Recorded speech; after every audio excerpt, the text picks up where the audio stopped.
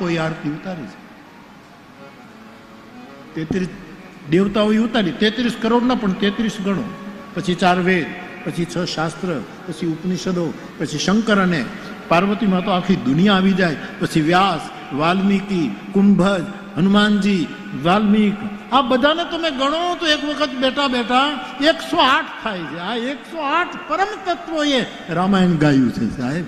આપણે શું ગાઈએ? આપણને તો આ ગાવાનો મોકો મળ્યો સાહેબ, એટલે લહેર કરી.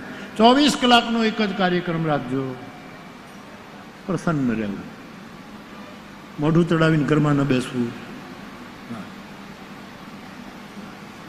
ગરમીમાં હોય તો ઋતુની મોસમની ગરમી રાખવી, મગજમાં ન રાખવી.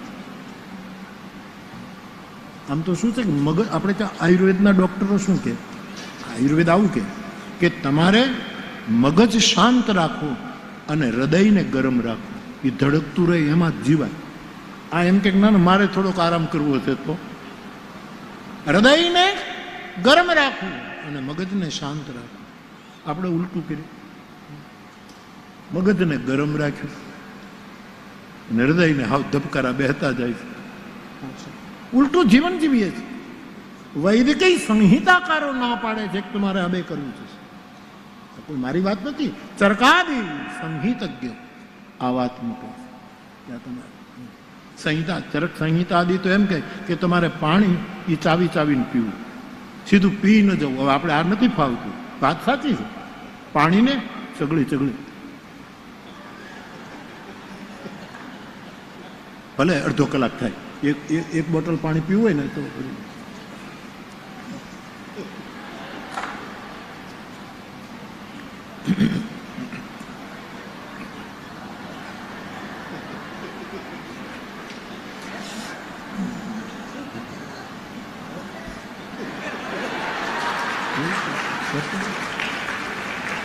હમણાં અમારા વૈદરાજ મહેન્દ્રભાઈની સાથે અમે જમતા હતા, મહેન્દ્રસિંહજીની સાથે. મેં એક વખત એને સંભળાવેલું, એ પાણી પીવો ત્યારે આમ ચગળી નથી પીવું. અને ખાવ, પાણી ખાતા હોય એમ પીવાનું, અને ભોજન જાણે પાણી પીતા હોય એમ પીવાનું. એવું ધીરે ધીરે પાણી પીતા હોય, ઘૂંટડે ઘૂંટડે. આરોગ્યના સિદ્ધાંતો છે. આપણી ટેવો, આપણો અભ્યાસ નથી એટલે આપણે તરત જ પાણી પી જઈએ. પણ એ એમ કહે છે કે આવી રીતે જો માણસ ઓલું નિયમ રાખે તો એને ફાયદો. બહુ સાચી વાત છે. એનું પેટ ન વધે.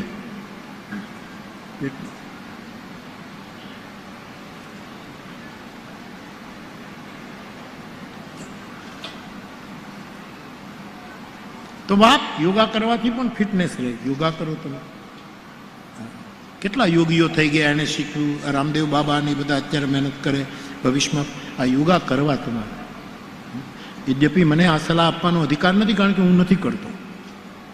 હું ખરેખર કોઈ યોગા બોગા હું ન કરું. મારે તો અહીંયા 4 કલાક ઉપરનો સૂર લઉં, નીચે લઉં, ઉપર નીચે આવું, એમાં મારું બધું કપાલ ભારતી જે કાંઈ ખાવું એ બધું એની મેળાએ બધું થઈ જાય. આપણે કાંઈ કરવું ન. પેટ અંદર વહી જાય, પેટ બહાર નીકળે, એ બધું જે આખું રામદેવ બાબા જે આમાં હલાવે છે એ આપણે કાંઈ કરવું જ નથી પડતું. ઉપરનો સૂર લઈને મૂચકી દો એટલે પાછું હતું એમ થઈ જાય.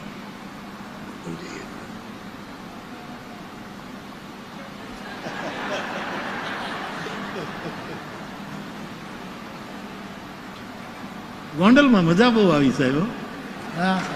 આવો અવસર આના કરતા સારો આવે એવી લોહલંગરી બાપુને પ્રાર્થના કરીને જઈશ સાહેબ, ભુવનેશ્વરીને પ્રાર્થના કરી. પણ અત્યારે જે છે એ તો અત્યારનું જ છે સાહેબ. આવો પછી અવસર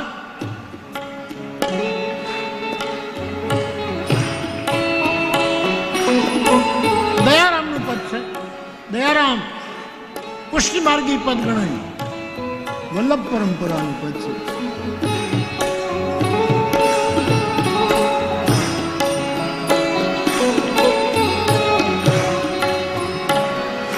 અવસર ફિર નહીં આવે,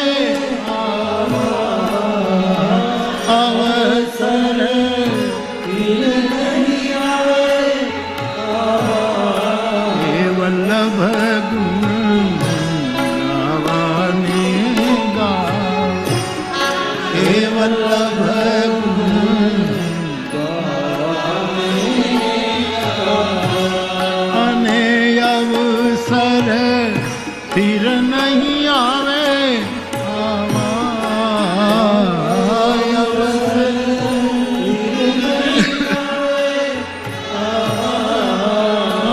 अवसर फिर नहीं आवे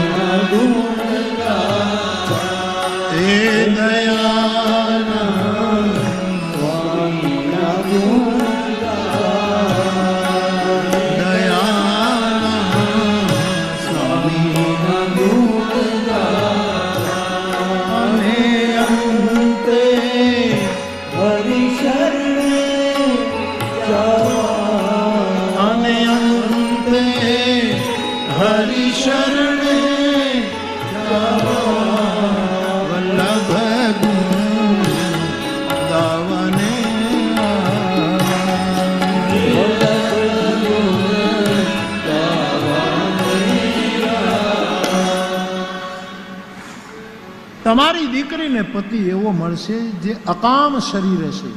તો કેમ? લગ્નનો અર્થ એ કામ પર્વ છે, એનામાં વિહારની ઉર્જા હોવી જોઈએ. આ તો કઈ અકામ કર. અને તેથી રામાયણે બહુ જ પ્રેક્ટિકલની પહેલા પૂર્વ રાગ પછી લગ્ન છે.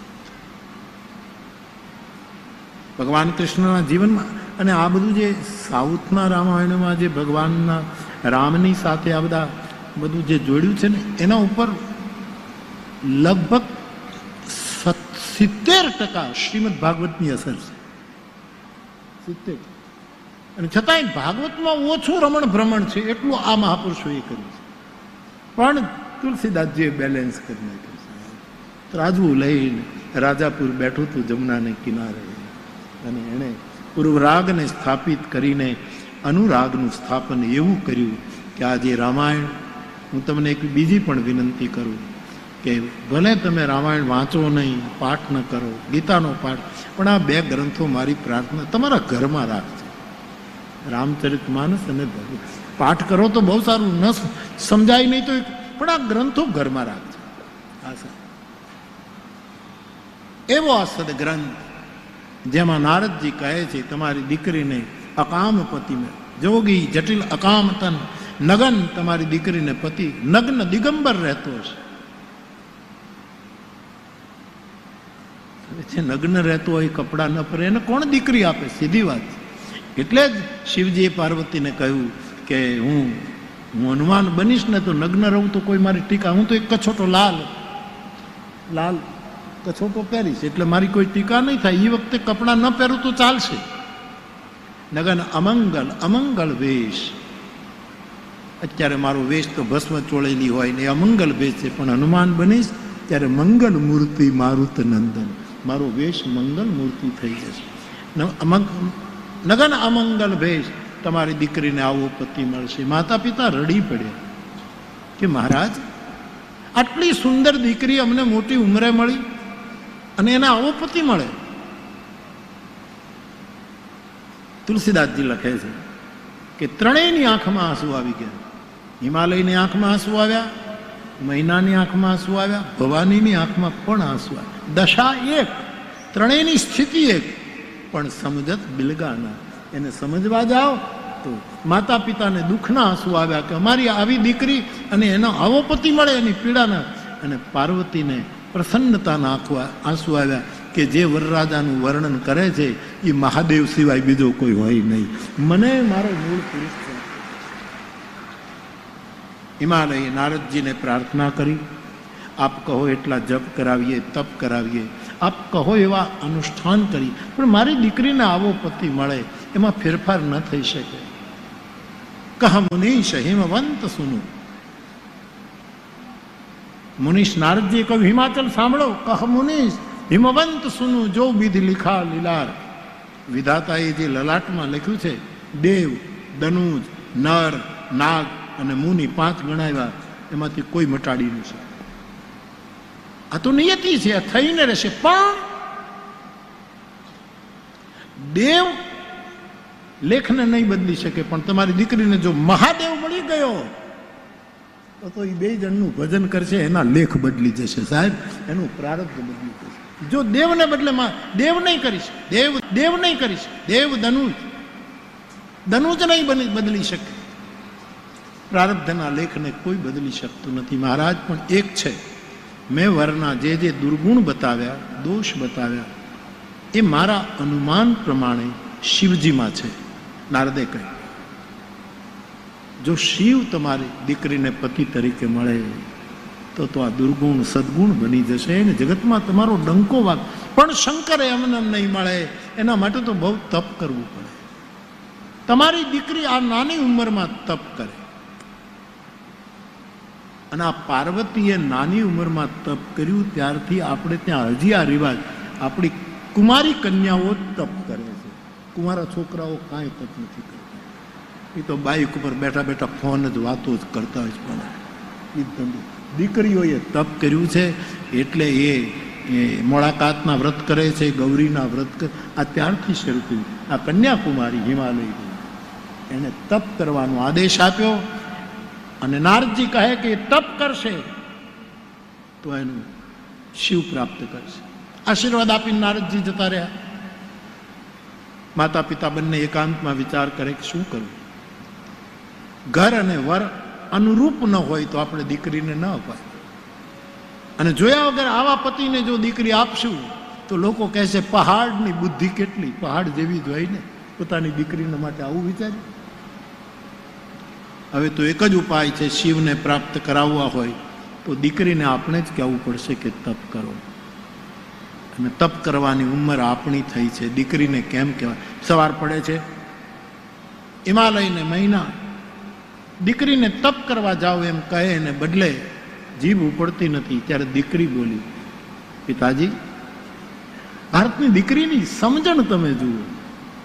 ધીરે રહીને કીધું કે પિતાજી, માં, મને પ્રાતઃકાળ થવાના સમયે એક સપનું આવ્યું.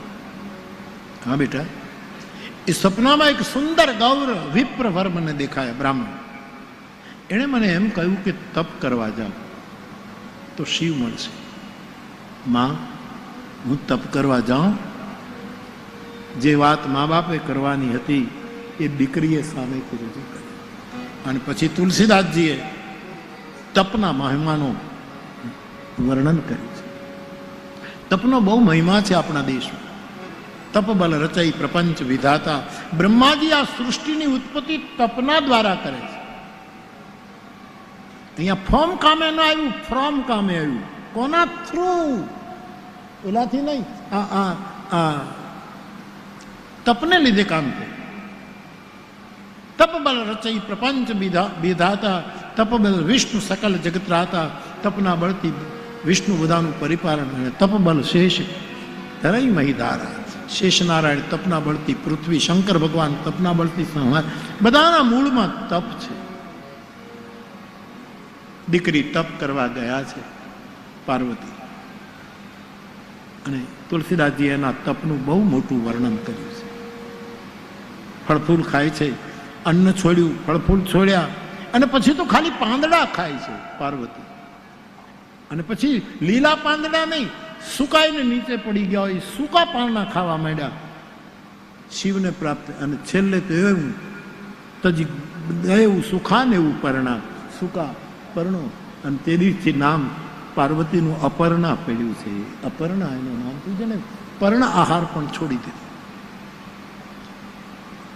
દિવ્ય તપ થયું છે. આકાશવાણી થઈ, હે ગિરિરાજકુમારી, ધન્ય હો. આપણા સમાન શિવને કોઈ આરાધ્યો નથી.